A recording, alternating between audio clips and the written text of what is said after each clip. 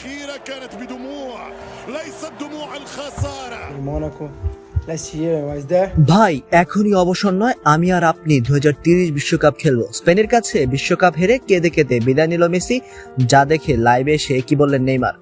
দর্শক, বিশ্বকাপ ফাইনালে স্পেনের কাছে হেরে শিরোপার স্বপ্ন ভেঙে গেছে আর্জেন্টিনার। শেষ বাঁশি বাজার সঙ্গে সঙ্গে আবেগ ধরে রাখতে পারেননি লিওনেল মেসি। সতীর্থদের জড়িয়ে ধরে কাঁদতে দেখা যায় তাকে। গ্যালারিতে উপস্থিত হাজারো সমর্থকও চোখের জল লুকাতে পারেনি। ম্যাচ শেষে মেসির কান্নার মুহূর্ত ছড়িয়ে পড়ে সামাজিক যোগাযোগ মাধ্যমে।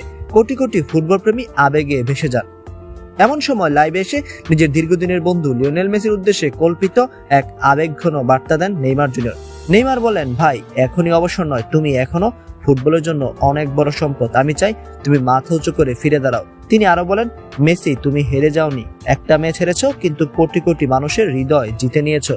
তোমার মতো ফুটবলার 100 বছরে একজন আসে। এরপর এসে নেইমার বলেন, কথা দাও 2030 বিশ্বকাপে আবার দেখা হবে, আমি আর তুমি আবারও ফুটবল বিশ্বকে আনন্দ দেব।